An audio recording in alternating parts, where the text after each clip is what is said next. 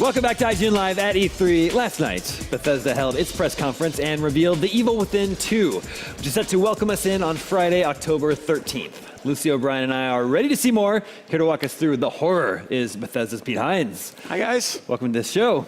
No tequila for us. Man. I'm so disappointed. Too early in the day, and I think we're all probably a little too tired for tequila shots right now. Tequila's just what you need when you're too tired.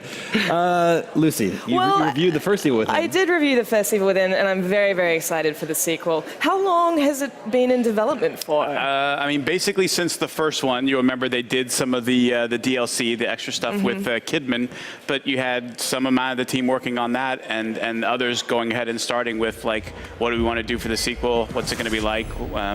So it's been in development, really, in some way, shape, or form since the first one came out. Right, and Shinji Mikami, who directed the first one, is executive producing on this one. Yep. His hands are all over it. His hands are all over it. That's all I want to hear. Yeah. I want to hear that it's been molded. Yeah, it's his studio. And he's still Shinji. And so, yeah, what it does and how it looks and how it plays still has Shinji's hands all over it. So what are we seeing right here? This is a look at the world of the Evil Within 2. The basic setup is that Sebastian has been pulled back in. It's set a little bit after the events of the Evil Within. Sebastian is basically, his life has completely fallen to crap. He's lost his wife. He's become an alcoholic. Nobody believes the events that took place at the asylum as he describes them. And your old partner Kidman comes back to let you know that your daughter is still alive and that you need to go into STEM, which is this kind of virtual reality world, to try and save her. And this is just some of the parts that you'll be finding and trying to explore as you look for your daughter. Horrifying things to come up against, standing in between you and getting your daughter back, who you thought was dead. Ooh, I like the sound of that. Now, this is a new setting called Union. Yep. Tell us a little bit about that. So the idea in The Evil Within is there's this corporation called Mobius, and Mobius believes in using technology to sort of connect the consciousness of people. And what they've done is they took your daughter who was dead, and they've got to sort of put her at the center of STEM and creating this other world. And that other world is called Union. It's a town called Union, and that's ultimately where you sort of have to transport yourself to, and then search through and try and find your daughter. So it's going to be a combination of interior and exterior spaces. One of the things in the game is that the world kind of will warp and change as you move through it, because it's not real. It's all kind of collective consciousness. So it changes a lot. And one of the big things is, Lucy, you reviewed The Evil Within. It was pretty linear. There's some places where you sort of could decide how you were going to handle a situation, but there's no side quest. There was no branching off and doing other stuff. Evil Within 2 brings a lot more of that. So there'll be places where you can pick up side quests, not necessarily story related, but more about finding those additional resources you need. Resources are really scarce in The Evil Within. That's true again in The Evil Within 2, but there's more opportunity for the player to kind of decide, I need to go get some more ammo or some more things to do some crafting, and I'm going to go off and do some side missions or explore around to get some of those things before I kind of proceed down the main path. Or you could just blast straight down the main path if that's what you want to do, but you do get rewarded for exploring other places or doing some of these quests for people you find in Union along the way. Would you still say this is primarily a survival horror game? It's 100% still a survival horror game. There's definitely going to be action and there's definitely going to be combat, but it's not a shooter. You don't just have loads of ammo to mow down stuff. You can use stealth, you can use combat, you can sort of figure out how you're going to move through situation and when you want to use those resources, but it is at its core a pure survival horror game. Great. Now, Sebastian has a new tool in The Evil Within 2 called the Communicator. Yep. This is what you're currently calling it, at least, where he can communicate with Julie Kidman, who, of course, starred in the original and in the DLC. What does that open up in terms of gameplay? Basically, because you've been sent to this other place called Union, Kidman is kind of providing both some narrative for you in terms of she is working with Mobius, as you find out in the first game, spoiler alert. And so she's able to provide some context for you in terms of what's going on as you try and find out what's going on in Union, as you try and get to your daughter and hopefully extract the both of you out of Union back into the real world. She's sort of that connective tissue that's providing advice, providing updates on things that are going on that you might not be aware of, that kind of thing. That sounds great. Is it going to be like the reveal trailer last night, Interesting here. which we're seeing right now? Obviously, it was quite it messed with my head, as the original Evil Within did. Yep. And I think the story has always been a little bit Jacob's Ladder-esque in that way. Mm-hmm. It's That's always fair like enough. I'm not sure what's reality. Mm-hmm. I'm not sure what's real, what's not.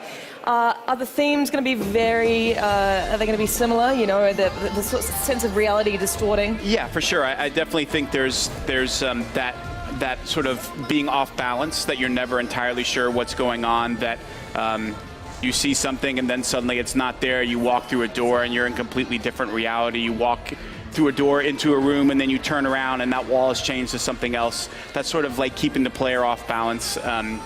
One of the things in the Evil Within, I'm sure you remember, is audio cues and the sound and music become incredibly important in a game like this, creating that sort of atmosphere that the player is immersed in, and so using that as well to kind of keep the player off balance. When music stings, when you think something is about to happen and actually nothing happens, or the absence of sound effects before something happens. Really, I thought I was going to hear something and instead this thing just came out of nowhere. So I think it's combining all of those things to keep the player off kilter a little bit, but using that story and maybe some stronger character and narrative than the previous Evil Within to really kind of pull the player through in a more personal way, right? The first Evil Within was about a detective trying to figure out what the hell's going on, but your motivation is kind of, well, I'm just going to see what happens next. But here, you've got a little bit more of this connective tissue of, I'm trying to find my daughter who I thought was dead and get her out of here. It tends to pull you through the game in a more compelling way, I think, than you had in the first one. Now, one of the things people really like about Bethesda and your conferences is that you have a tendency to announce games that are coming very soon. Yeah. Evil Within 2 is coming on Friday, October 13th. It's a pretty appropriate release date. Friday the 13th just seemed too easy to pass up. So, we're very excited. And as you said, that really was a theme for us for last night across everything. Was we really wanted to talk about stuff, all of which that was coming out this year. And Evil Within 2 is no different, only a few months away. I'm very excited to find out a little bit more about the antagonists, both the overarching antagonist of the Evil Within 2 and the minute-to-minute enemies that you're going to face. I mean, are they going to be returning from the Evil Within? Are there going to be surprises in store? Well, certainly surprises in store. You get a little glimpse of one of them. You're in this mansion with all of the pictures on the wall, and you see him kill the military guy, and the rose petals come out of his body. His name is Stefano, and he is this really... how would Shinji want me to describe him? Is that a question you ask yourself a lot? Perverse, yes. He's this really perverse, twisted artist who really sort of celebrates and tries to capture the beauty of death and pain and stuff. And so his mansion is this really bizarre, twisted place. And you see a little glimpse in the trailer of Obscura, who is kind of his sidekick, the sort of walking, living camera, old school camera, creepy lady, who takes pictures of his art and his works of art, which is basically different ways that he's killed people or if people have died or whatever. So I think characters like that will definitely provide some sort of new twists and new personality. And then whether there's going to be any folks coming back from the first one, we'll have to wait and see. Sure. The first one was a pretty gory game. Is the sequel also a pretty gory game? Certainly you see from some of the gameplay, there's some pretty grotesque-looking creatures that you're going to be facing throughout the world, who, again, to kind of the point that Lucy was raising, they're more about, the manifestation of things as opposed to, what is that thing? It's not really a thing. It's kind of how it's been manifested into a thing, whether it's a zombie or whatever you want to call it. But yeah, there's going to be a whole lot of variety in terms of what those experiences are, from some pretty gross, violent, bloody stuff. I mean, some people die pretty badly, and it's pretty grotesque. But it's not like Saw, right? It's not meant to be like right. It's not supposed to be like a blood sport thing. It's supposed to be, scary and intense. And you were asking before, it's definitely a survival horror game. But if you're not into horror, this is still a game you might enjoy if you just enjoy kind of action and appreciate that intensity and kind of the decision making and the exploration and so forth. And again, what we hope is a really compelling, interesting story that we think folks will enjoy, even if you're not into survival horror, that you might appreciate what's going on, because it's not just trying to be really gross and bloody and grotesque. Sure. In terms of Sebastian's arsenal, obviously the Evil Within has never been primarily about combat at all, but he does have some ways of defending himself.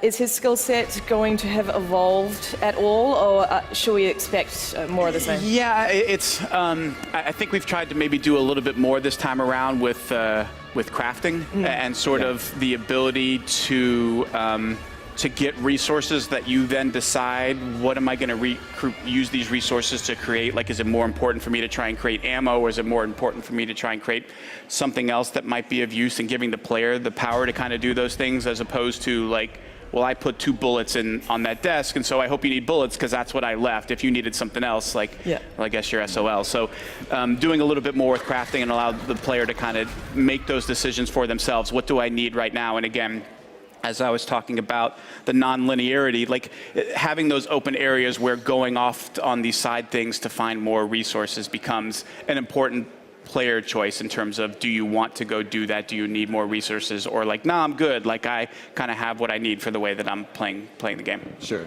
Yeah, all of the crafting, the side quests, that sounds very appealing to me.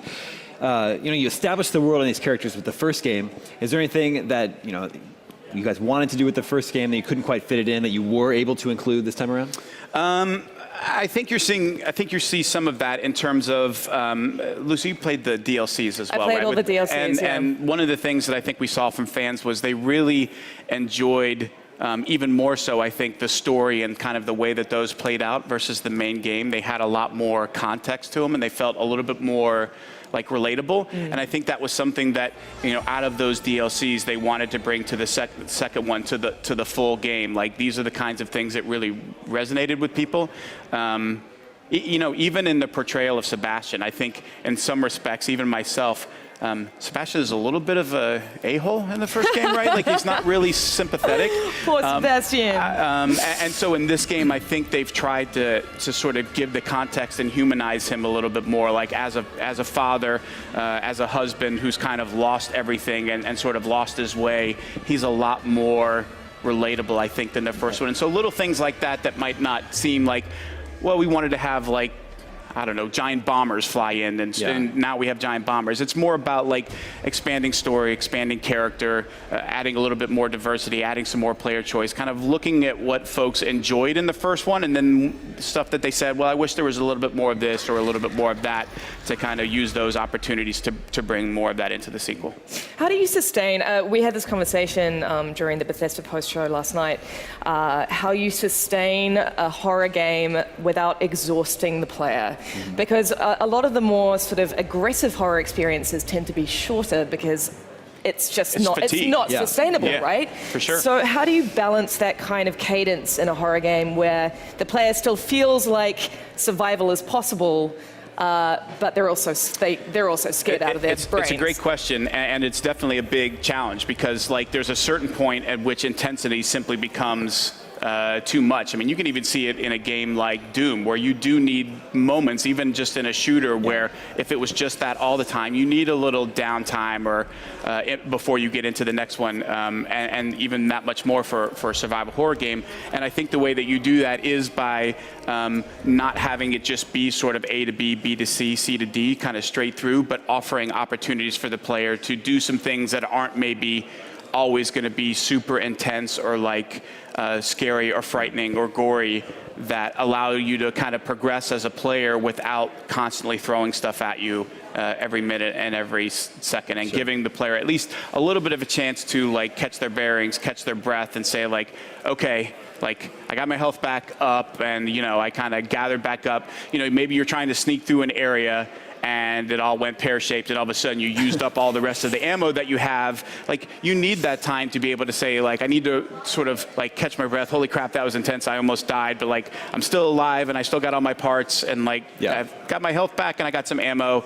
Okay, I'm ready to deal with whatever the hell is waiting for me next. So finding that balance, it's a lot of play testing and tweaking, and honestly, it's a lot of Shinji. Like, you want to know where he's involved and how he's involved. It's in those things, and understanding like when to pull the lever back a little bit on the intensity and when to say like, okay, they're ready, or the player might think we're at 10 on the intensity scale, but I'm going to take it up another notch by adding this thing. Those are really what take a good game and make it great.